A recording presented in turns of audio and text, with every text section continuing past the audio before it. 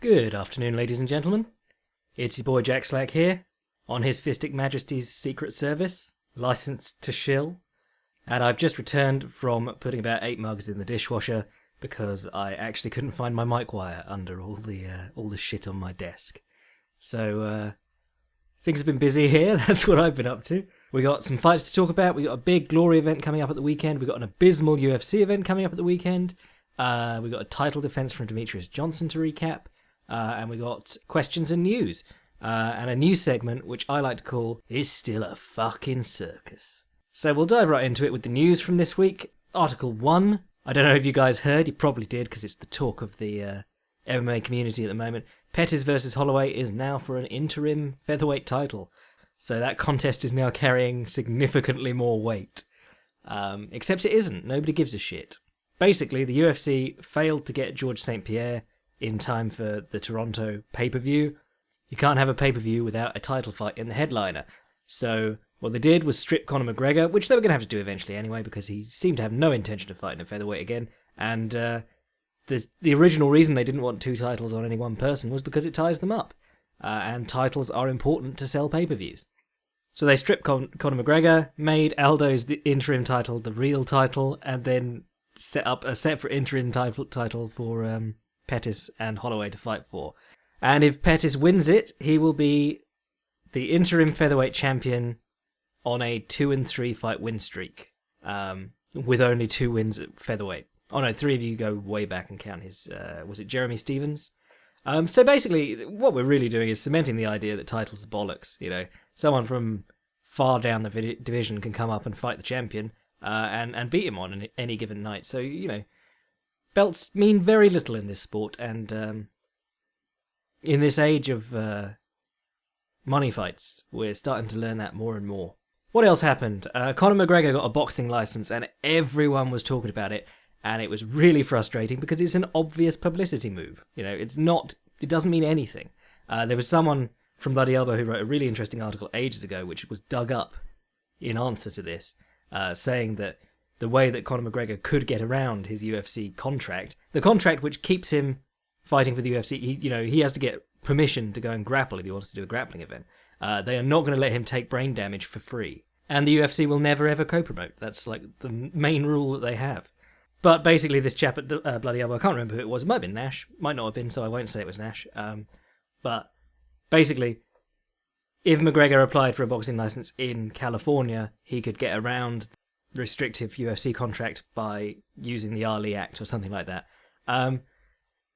Was interesting, except for the fact that he'd already applied in Nevada, which is the only place that this would have mattered, because Floyd Mayweather, well, as far as I know, it might have ended with his career, but he used to have a contract with the MGM Grand, which meant that he would only fight there, and other than that, he's not fought outside of Nevada since 2005. I mean, Madison Square Garden, probably the biggest stage for a boxing event, doesn't go there because the taxes are enormous, as Conor McGregor just found out fighting in New York. Whereas Nevada, they're happy to let Floyd have whatever he wants, basically. Then, of course, there's the fact that the UFC would never let Conor McGregor fight the best boxer in the world and get embarrassed. If you lose a fight, that can affect your pay-per-view buys, but if it's very clear that it was, you can build a narrative around it and say, oh, it was a one-off, I made a mistake, he caught me sleeping or whatever, then you can normally rebound from it if you win the next one or the rematch. If you are decisively pounded, like Brock Lesnar was against Cain Velasquez, your appeal massively suffers.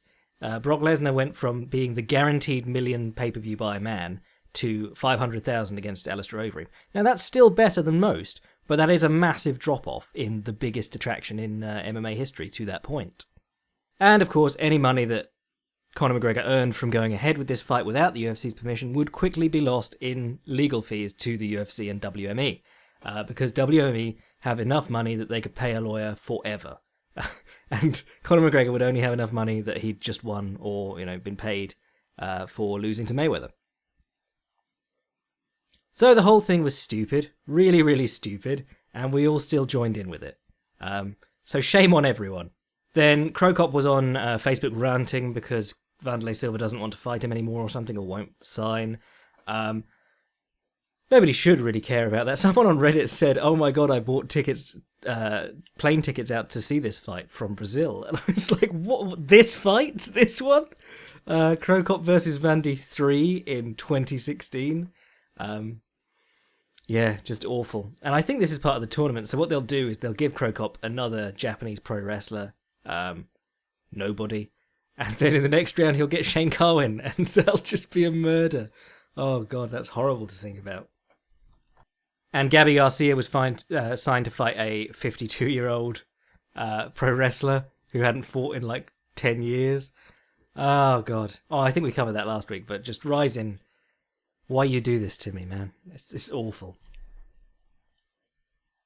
And then the big news, of course, was the Fighters Union, which was launched and had George St. Pierre, Tim Kennedy, Donald Cerrone, Cain Velasquez, and I think it was TJ Dillashaw, the other guy. Big names, big names. And of course, Bjorn Rebney showed up as part of it.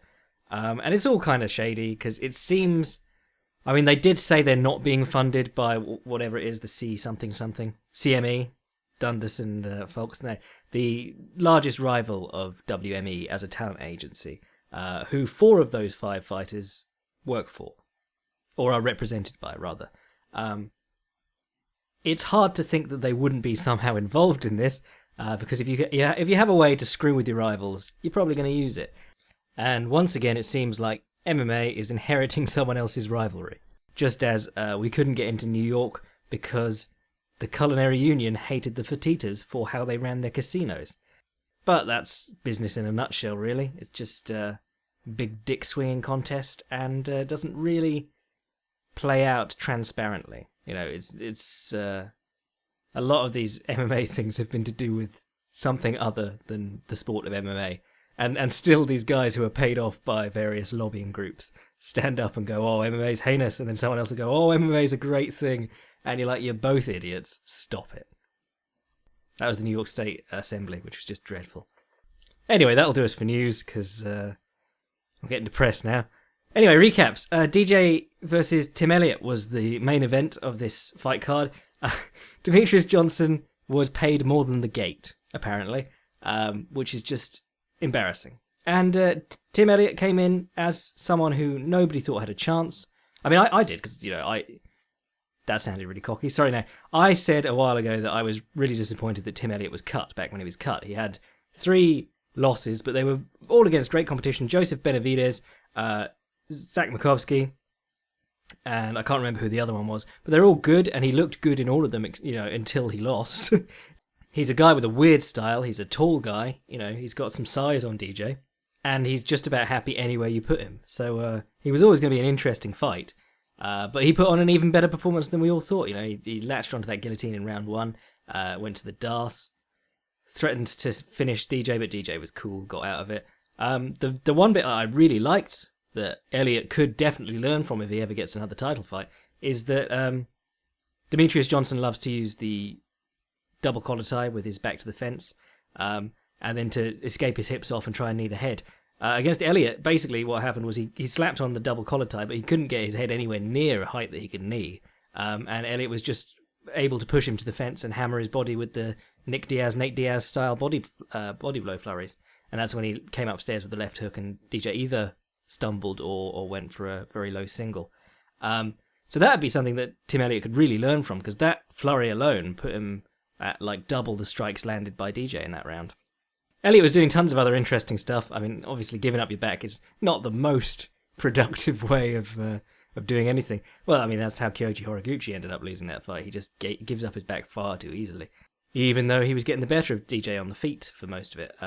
He was doing Elliot was doing this thing from side control where he'd reach his arm across DJ's back and grab the inside of his own thigh and then triangle his legs. And everyone was on the internet afterwards being like, "What is this move? What is this guard?" And most people agreed probably a stalling move. He used it, basically, he was holding it, and then anytime DJ like really forced his way out, he could dig for the underhook or something like that in the space made between their chests. But it was funny because a while ago there was a move called the buggy choke, which you could Google this, because it had the BJJ community in uproar. They were like, "That won't work, you'll blow out your own knees, what a noob move, blah blah blah." And it was Some black belt somewhere had a visiting white belt, and he said this move really impressed me, and he caught like 4 guys with it, and had this guy show the move, and everyone was like, doesn't work, I'll go try it at the academy, I'll have other people try it on me. It was just hilarious how angry people were getting over this ridiculous choke. Yeah, look it up, it's a silly choke, but I could understand you catching someone with it, and certainly if you could get them to move too much or try and get their chest away from yours or posture up or something like that, you can then dig for the underhook or something like that. Yeah, the fight was decent. Oh, and Elliot threw a left back fist into right overhand, like tap tap. It was really cool. He looks like I don't know, one of those screamer guys with the 2 knives. So a really good fight, much better than expected. Terribly promoted. It was a terrible idea, the whole Tough Tournament of Champions thing. Apparently it was really successful in terms that everyone enjoyed it, but the guy who won it had been cut prematurely from the UFC, which is sort of a slap in the face. The UFC do not know how to run their flyweight division. I've said it before, I'll say it again. You cannot build up Demetrius Johnson's star power by giving him guys who've not fought any top 10 opponents and who are coming straight from the undercard to fight him. It's just ludicrous. I mean, and the other one I'm always complaining about is that he's fighting 5 rounds on the regular, and he's fighting guys who've never even been scheduled for 5 rounds. Tim Elliott, by being cut by the UFC, actually had 2 5-round fights outside the UFC, and oh look, he was great in the last round against DJ, and he was still fresh, whereas everyone else tires out. I mean, I love Demetrius Johnson. I think he's terrific. I mean, I don't buy into all the he would win. If he was in any other weight class, he'd still be the best. He does a lot of things. There's a lot of things he doesn't do that well. For one, doesn't fight very well when his opponent's back is to the cage. And there's a couple of other little areas like that where he's not he doesn't go there by choice. That's not to shit on Demetrius Johnson. That's to say that he's a human like everyone else. The UFC does this thing where they're like, well, if he were 210 pounds, he'd be the heavyweight champion, blah, blah, blah, blah, blah. No, he's just a good fighter in that weight class. But frankly, at this point, I'd do it for free. I'd come in and fix their flyweight division. You'll get some flyweights on the main card. There was someone saying to me earlier this week, I can't even think of a flyweight that I'd want to see on the main card. And I'm like, Miesha Tate versus Raquel Pennington was on the main card of a pay-per-view. Stefan Struve's last fight was on the main card of a pay-per-view. Why are we allowed to let, fairly meh fights on the main card, but not the flyweights? They're always jerking the curtain, or, fight past main event. Oh, that's good. Maybe 400,000 people will see them, if everyone who has a Fight Pass subscription tunes in. So yeah, UFC, hit me up and I'll sort that out for you. Actually, not for free. No, fuck that. Pay me 6 figures. Pay me the gate from Demetrius Johnson's fight. But a good fight, nonetheless. What else happened? Sarah McMahon submitted Alexis Davis. Very impressive. I was very impressed in the shape that Alexis Davis got back into after having a baby. That's something that is just incredible to me in the female division. I mean, I said it a few weeks ago. One of the Yamamotos, I think it was Seiko Yamamoto, had a baby, came back, won a world championship in wrestling. That's just insane, especially if you do it in a relatively short time. Then my favourite fight of the night was Ryan Hall versus Gray Maynard. Boy watch, Ryan Hall. Ryan Hall, friend of the podcast, genuinely good dude. I wrote an article about this fight, so I won't go into it in too much depth here, but the important things are, firstly, I had to reevaluate the hook kick. I have always thought of the hook kick as a high-risk, low-reward technique, or high-risk, medium-reward. You could knock the guy out, but even guys as confident kicking as Justin Scoggins and Wonderboy only throw it occasionally. The danger of the hook kick is that as soon as it goes a couple of inches past the opponent's head, like if they step in unexpectedly as you throw the strike, your leg's on their shoulder, or you're giving up your back to them. And that happened a couple of times in Hall versus Maynard, but Maynard was terrified to jump on Hall's back or, follow him to the ground. And that brings us on to the second point, flopping versus diving underneath the guy. I'm going to have a hard time changing the mind of anyone who thought that was just flopping to your butt or whatever it is. But, you can watch Nick Serra, or there's been a few where guys have just flopped to their back, knowing that they were losing the fight, couldn't get the opponent down, and feeling like, okay, well, if I can put my feet between me and him and I just lay on my back, maybe I can survive or get some rest or whatever. That's how the Brazilians used to stall out Sakuraba back in the day. They worked out that he couldn't pass guard for love nor money. And might have been Fontes Braga, might have been Alan Goes, can't remember who it was, decided to flop to his back, and then everyone started doing it against Sakuraba. And then finally he just started pounding people's legs and trying to jump over their guards. Not a very good guard passer, Sakuraba, no matter what a lot of catch wrestlers will try and tell you. But at any rate, if you watch the fight, there's a serious difference between flopping to your butt and keeping your legs between you and the opponent and diving underneath the guy's legs trying to entangle them. The vast majority of times, Ryan Hall was diving underneath his man, and Maynard was having to pick up his leg and lift the leg high and run off. But at the end of the day, I mean, Hall outstruck him 66 kicks to 12 punches on the feet, or something like that. And Hall landed the only good punch of the fight, the check hook off the caught kick. Exactly the striking that Wonderboy has used, exactly the striking that Justin Scoggins has used. I don't think there's that many people complaining about the striking except idiots, basically. People who were like, well, you should have stood and banged with Gray Maynard. People's main problem seems to be the rolling under for the leg. You could describe it as a hole in the rules if you really want, but certainly it doesn't fall under timidity if you're actively attacking the guy's legs. But that's enough on that. Let's move on to a new segment to the show, which I call It's Still a Fucking Circus.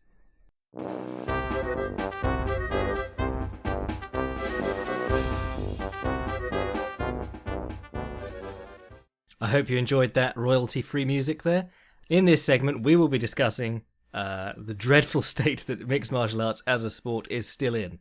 And I foresee this segment being a feature of the show for a long time, to be honest. Mixed martial arts is the Wild West, and not in a cool Westworld sort of way. More in a put your children into prostitution and we'll all be dead by the time we're 30 sort of way. Get to 45 and everyone starts calling you old-timer. So I don't know if you saw it this week, but Gerald Harris, another man who was cut from the UFC prematurely despite having a ton of potential, returned to the cage after almost 3 years off. I think it's about 3 years off. And his opponent, Aaron Cobb, they were scheduled for, I think it was a welterweight meeting, and Cobb came in 50 pounds overweight, which just boggles the mind. When Charles Oliveira or John Lineker come in 5-10 pounds overweight, that's heinous. That's the height of unprofessionalism. But if you come in 50 pounds over, there was never any way you were going to make the limit. So he either didn't try or was originally like 70 or 80 pounds over. Now, if you're a woman, you can say something like, I was on my period or something, and we MMA fans, as mainly men, will be like, all right then. But if you're a man and you come in 50 pounds overweight, you just, anyone who comes in 50 pounds overweight, that's just fucking embarrassing, to be honest. So he goes into Hall chugged water, basically. Harris, rather. And got himself up to, I think it was 208 pounds, while his opponent was like 230 or something like that. And they had the fight at heavyweight. So good on Harris. What a legend. That's a really dangerous thing to do, especially if it seems like the guy had no intention of cutting anyway. You could just be in one of those fights where you're getting 20% of the guy's purse, but he's going to murder you. And Harris finished it with the exact same slam that he was famous for doing in the UFC. Tried to pick up the double along the fence. The guy instinctively jumped guard, wrapped his legs around him. Harris weaves his hand in front of Cobb's face. And this is an important part in any sort of dump. The point of a breakfall is to keep your head off the floor, basically. So what you do is, anytime you're trying to dump someone on the back of their head, you make sure you push the head back first. The straighter you can get their back, or more arched, to be honest, the further you can push their head back, the less chance they've got of getting off the floor. So he pushes his head back and then jumps on him, knocks him out. It was brilliant. Good on Gerald Harris. What a ledge. And shame on Aaron Cobb. That's just the stupidest shit I've ever seen. I haven't checked this guy's record, but I'd be surprised if he had any other fights at welterweight, unless he just put on a huge amount of weight and said, I'm probably, I could use the challenge of trying to get down to that weight again in that time. Yeah, don't accept fights as your weight loss goals. So there you are, MMA, still a fucking circus. So moving on to the fights this weekend, I think we'll do Badr versus Rico, and then we'll do some questions, and then we'll do 206 with that legendary interim title match. I probably won't even touch on the Fight Night event. You're headlined by Derek Lewis. That's all you need to know. Anyway, so Glory has, another attempt at pay-per-view this weekend. That's always dangerous because, as I always say, their first jump to pay-per-view was the best event I've ever seen. I mean that seriously. Last Man Standing was absolutely tremendous, but only about 6,000 people bought it. So, it was me and 5,999 other people at most, and we all had a rollicking good time, but that isn't really financially viable to do things like that. Now, this card, you got a women's tournament, which nobody really cares about. You got Ishmael Lant versus Ben Sadiq, which nobody cares about. And then you got two amazing matchups in the main and co-main event. So you're buying the pay-per-view for Holzken versus Doumbé and Verhoeven versus Harry. And it's probably worth that. I would say buy it, please. I want Glory to stay in business, and this fight looks really good. Or these two fights, in fact, look really good. We'll focus on Verhoeven versus Harry, though. Yeah, Badr Harry, been around a long time now. He's got a record of something like 106-12. Rico Verhoeven, 12-1 in Glory. He's Glory's main man. They love him, but they've got nobody for him to fight, which is why they're bringing in Badr Harry, because Badr Harry was at the point where he wasn't worth pursuing. It was too much trouble. I mean, he's a brilliant knockout artist. He's probably, the best knockout artist that kickboxing's ever seen. I don't say that lightly because it's a sport full of knockout artists. If he could just keep that inside the ring, he'd be great. But he keeps felony assaulting people and almost getting sent to prison and fleeing countries. Where is this happening, actually? I'm assuming international waters, because isn't he forbidden from returning to the Netherlands or something like that? I can't find the information. Never mind. This is one of those... It's basically Tyson versus Lewis, Harry is past his prime, but, still dangerous. And Verhoeven is the best of the current crop, but the current crop keeps getting worse. Until even very recently, Peter Ayats and Jerome Lebana were big names headlining cards. Remy Boyansky headlined like Glory 4 or whichever one they came to England. In fact, when I was in Tokyo and I saw Glory 8, they had Peter Ayats come in and fight Jamal bin Sadiq, and he got his ass kicked from pillar to post. But then he rallied to knock the guy out, and everyone was like, "Oh, vintage Ayats!" And you're like, "No, this guy is taking a huge amount of brain damage, and he's well past his best. Can we please just send him off, not have him fight anymore?" But that's kickboxing. People want to see the guys that they grew up watching in the 90s. So, I mean, if Andy Hug was still around, his chin would be completely gone because it was never great at the best of times. But I'd probably still watch him. There are fighters who you are willing to watch do increasing damage to themselves because you love them, and it's that's why guys keep coming back. It's why guys don't leave. It's why fighting is such a dangerous sport. Not so much the damage that you take during your athletic career. It's more what you do once you really can't keep up and shouldn't be in there anymore. And your fans are still encouraging you to do it.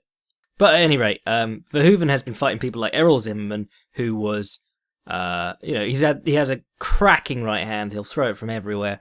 Some interesting combinations that he uses, but not a top tier fighter for a very long time. And then when everyone else left, he became one. And then Verhoeven's last defense, it might have been the one before, but most recently that I remember, he fought Anderson Braddock Silva, who has been knocked out like 4 times in the last 2 years.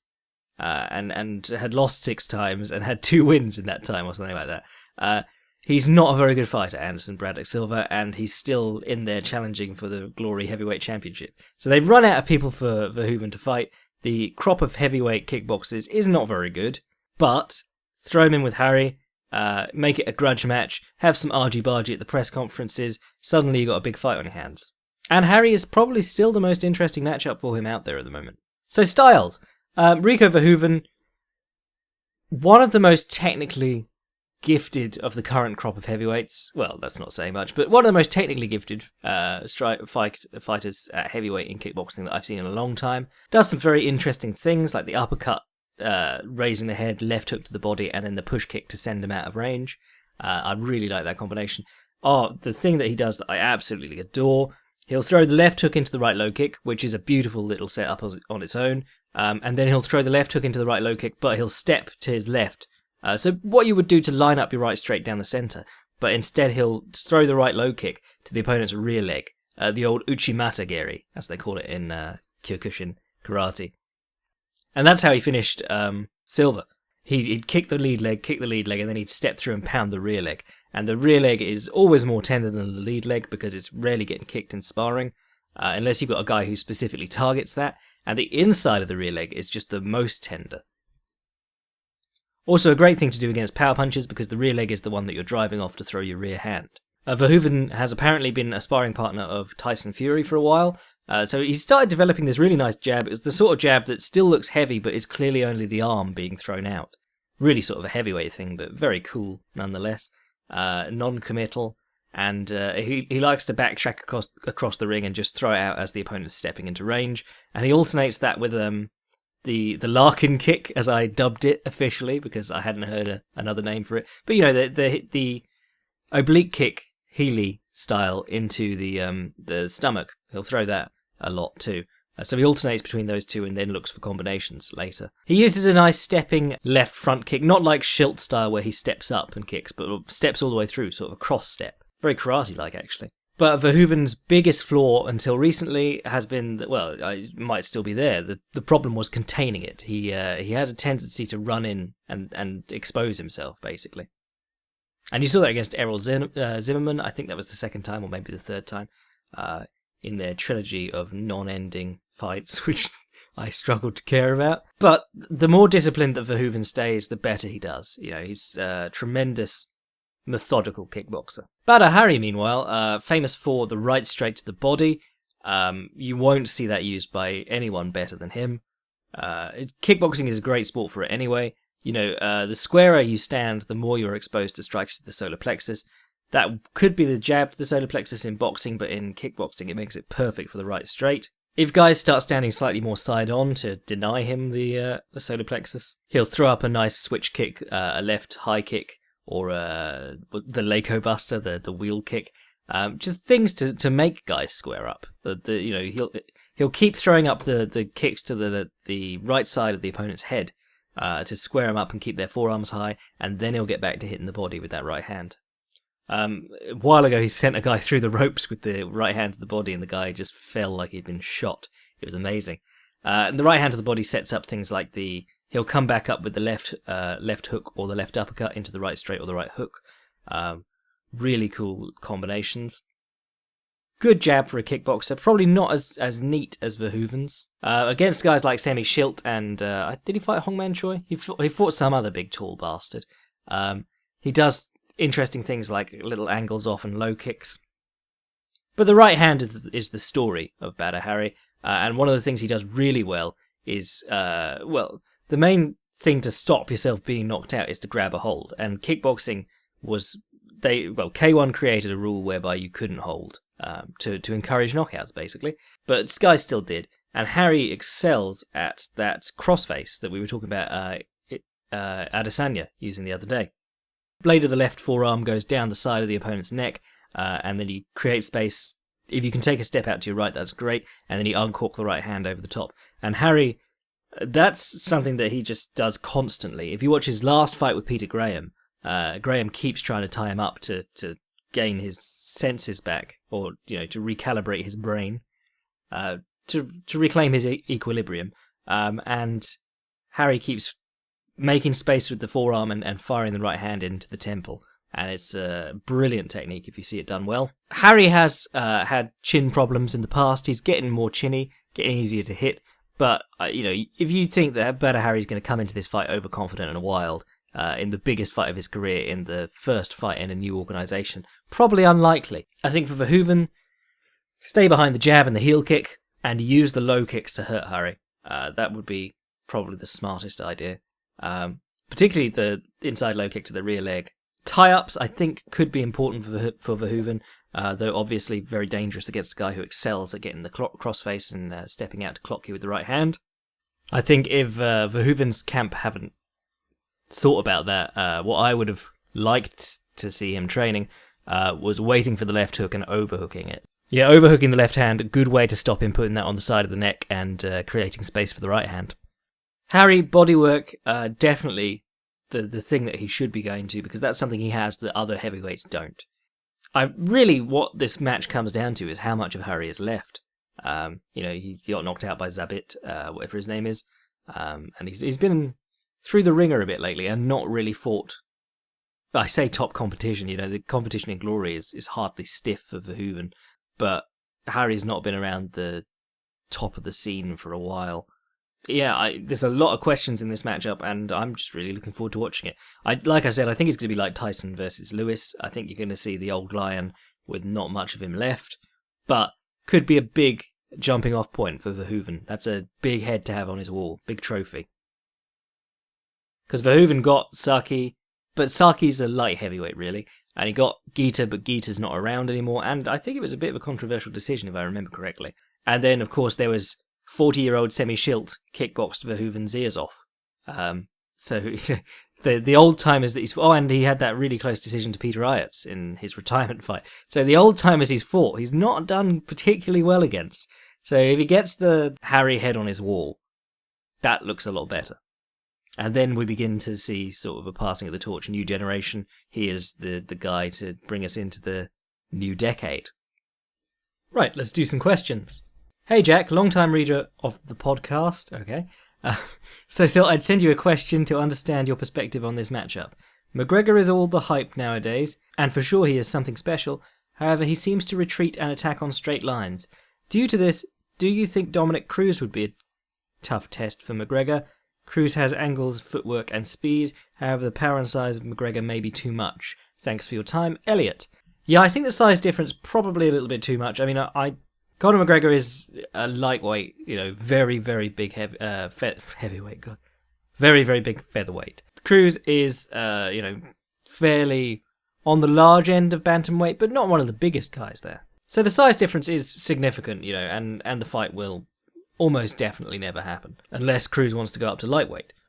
But the UFC need him holding that belt and headlining pay-per-views or co-headlining them. My thinking has always been that someone to take advantage of McGregor would be someone with a good understanding of feints, but maybe not someone who does so much switching. And a lot of what Dominic Cruz does on offense is done on diagonals. He'll head off on a 45 one way or the other, or he'll use a dart, or he'll use a double stepping right hand as he goes out to the left side or something like that. I'm not convinced those would be the best sort of offensive strategies against Conor McGregor. But the thing that I've come to say about smaller men and working on the defense against McGregor is that I wouldn't like to see too many people do it, because most folks in MMA are so bad at getting off the cage, and he's so good at putting people, not against the cage, but right up to the cage. Whereas Dominic Cruz is the guy that you look to for how to get off the cage, not just when wrestled against it, but when put to it with footwork. Watch his fight against TJ Dillashaw.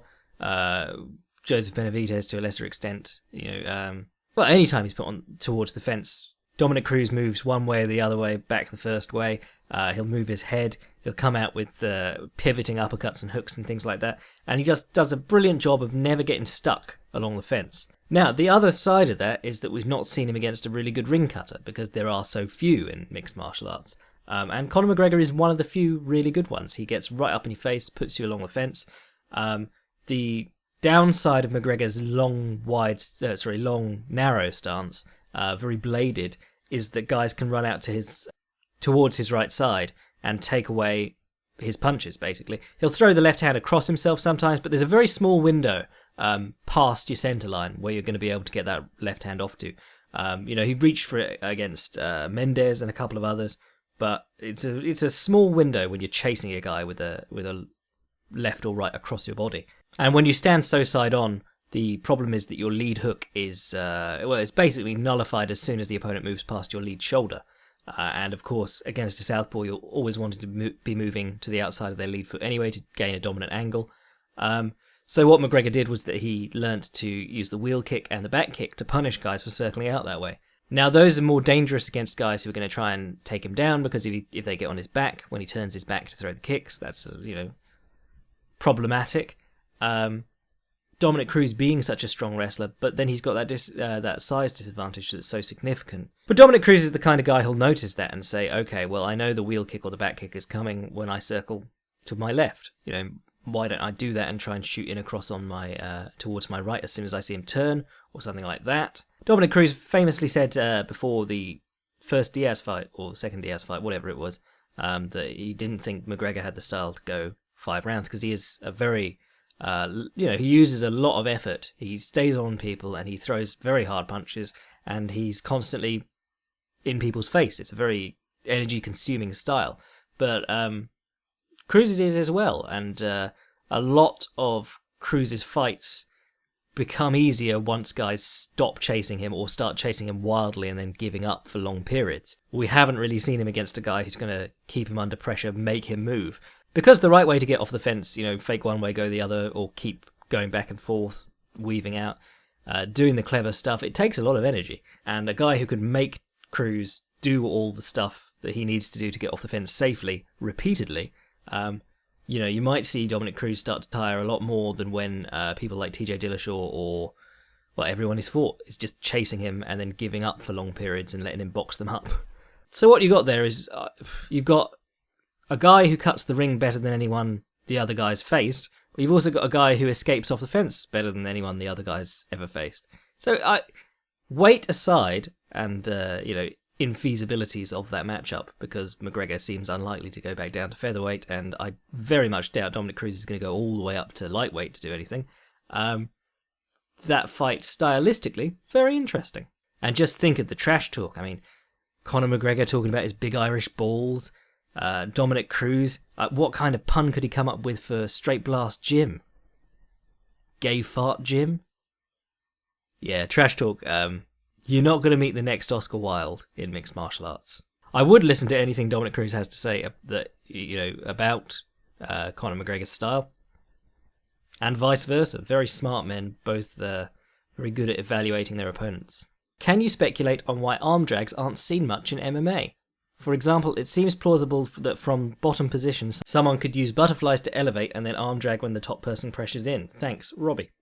GSP hit a really nice one from that same position that you just mentioned against Johnny Hendricks. I think a lot of it comes down to wrist control in general. A lot easier when the guy, in wrestling where guys are just fighting for wrist control on the feet, or grappling where, no-gi grappling, the guy, if you have the guy in your guard, he's going to be posting on you and trying to sit up and stuff.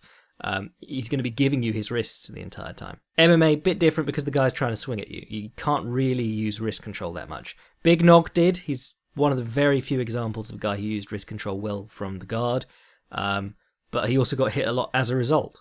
Add in the fact that you get a considerably sweatier over 15-25 minutes than you do in the wrestling period of a wrestling match, and then they come in and towel you off. I mean, you'd think gloves would make it easier. You see guys like John Jones using wrist control in the clinch, and that's really impressive. But generally, it's a lot easier just to clinch, use clinching style guards and tie the opponent up completely with overhooks and underhooks, as opposed to trying to get control of a wrist, because it is very easy to snatch your arm back out or circle it out, and then suddenly you've got a free arm again, which free arms, when you're on the bottom, you never want the opponent to have one of those. Right, let's talk about the fights this weekend. Excuse me while I have a swig. I know I said abysmal event at the start of the show. I was referring to the Derek Lewis card. That is absolutely atrocious. They're advertising it as... they're advertising the main event and they said top 10 heavyweight Derek Lewis versus... And then they just listed the other guy's name. It's absolutely tragic that you only need one top 10 guy if it's a heavyweight to headline a card. Whereas the flyweights still fighting on undercards all the time, even on even on Fight Pass cards or Fox cards. What we got? Oh, Mitch Gagnon's back. He boxed up Renan Barão for, was it a round or two? Looked great in that fight and then disappeared. He's fighting Matthew Lopez. Lopez 8-1, Gagnon 12-3. Gagnon's been off for a very long time, but I'd like to see him get back in because he had a ton of potential that I saw in that fight. Olivia Mercier versus Drew Dober, good fight. Rustem Kabilov versus Jason Sago, yeah, decent. Lando Venata's back, yay! Again against John McDacey, which will be tons of spinning shit, hopefully. Lando Venata really likes his weave, used it very well against Tony Ferguson. Dangers of that, getting trapped down. Well, I mean, you saw him get snapped down into the D'Arce and the guillotine a couple of times, actually, before it actually caught. Being held for the uppercut or a knee, always dangerous. John McDacey, very side-on guy, good for kicking in the back of the lead leg. Can be a bit chinny at times. Yeah, looking forward to that fight. Nikita Krylov versus Misha something. Valerie Letourneau. Hey, my boy, Zach Makowski versus Dustin Ortiz. That'll be good. Jordan Mean's back. When the fuck did Jordan Mean come back? Jordan Mean, I wrote a big piece for when he retired because I assumed that he would just keep developing and then later I'd be allowed to write a big piece about him when he became a big thing. But he retired so young. But then he did have like 40 fights on his record. So, was that loss to Thiago Alves, that last one? I remember. Yeah. But Jordan Mean, fun boxer and terrific elbows. One of the very few guys in MMA who uses elbows well. Boxes with his elbows. Looks for counters. Looks in combinations. The Nate Corbett style. Someone asked me about best elbows, and I said Nate Corbett the other day without hesitation. If you want to learn about how to use elbows, go watch Nate Corbett. And then, of course, Emil Meek very famously knocked out Huzama Pahares. Been a long time waiting to get him in the octagon since he was signed. That was that was ages ago. Yeah, another European prospect. Always good to see the Europeans doing well. It's starting to catch on properly in Europe as a sport now, thanks to Conor McGregor, Joanna Jędrzejczyk. It was unthinkable that we'd have even one European champion a while ago. It was Bas Rutten and there was like no one else. But now we've got a couple. Tim Kennedy versus Kelvin Gastelum. As far as I know, that one's still on the ropes because of Gastelum's constant flakiness with weight and all sorts of other things. Good fight, hopefully. Good to see Tim Kennedy back. Kelvin Gastelum is possibly the most frustrating guy on the roster at the moment. He keeps getting better from fight to fight. His hands look great, and then he'll have a lackluster performance or he'll come in massively overweight and everyone will turn on him. Yeah, really good fighter. I hope he gets his shit together. Cub Swanson versus Du Ho Choi. Now we're talking. Kirby Sampson, one of my favourites, but Du Ho Choi has looked like a monster lately. Basically, his entire game is built around the counter right hand, and he'll either throw it down the inside. The inside right is where you take your head offline to the left, and you throw it down the inside of the opponent's lead shoulder or lead hand. You can throw it in counter to a jab. You can throw it as a lead, but it's very tricky to do right because you almost have to. It's one of those almost thumb down punches because you have to turn your upper body. But yeah, he looked really good doing that against. I can't remember who the guy he starts with that was. And then he also uses a cross counter very well, which is front crawl style, right hand over the top of the jab. Both of those he can just starch dudes with, and he likes his flying knees. He's got a decent kicking game that he doesn't use all that much. Cub Swanson, a guy who swings too much, but is also just tremendous fun. With Cubby, you're always looking for that right low kick into the leaping left hook. Love that. And by right low kick, I mean on the calf/shin area. He just really clubs that in and knocks guys off balance and then leaps in with the left hook and catches them. Very dangerous combination to be throwing. Your coach would probably tell you not to do that, but he makes it look good. It's one of those ones that's so unexpected that it can often catch guys off guard. Donald Cerrone versus Matt Brown. Someone described this as the first to land the body kick wins. I think Matt Brown is a terrific test for Donald Cerrone at this point because you're talking about one of the best swarming fighters in MMA history, maybe, against a guy who has been near allergic to pressure.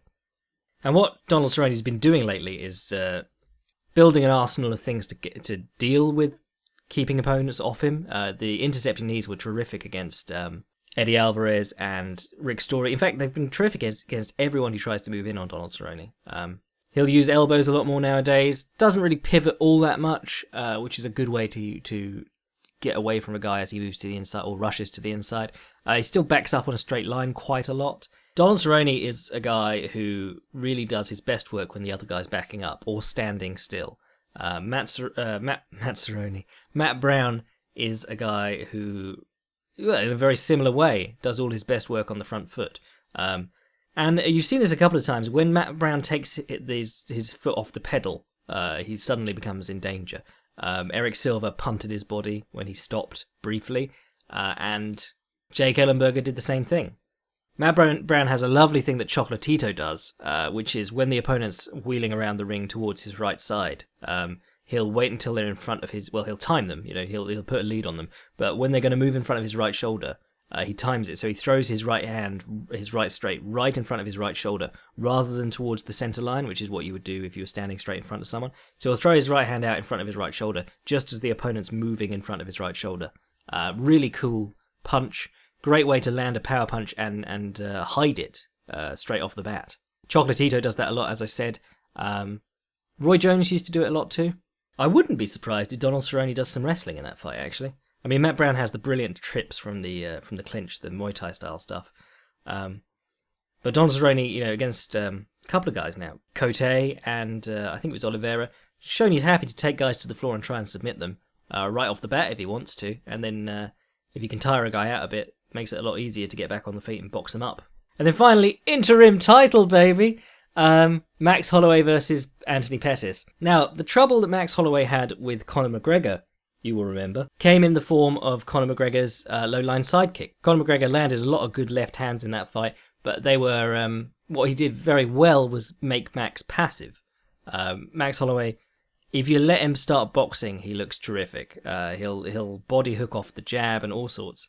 Great bodywork, actually. Great jab, actually. And he stance switches a lot, uses back kicks and all sorts of crazy shit. What McGregor did was just push that lead knee every time it came close to him. And he got Max very passive and almost reluctant to step in.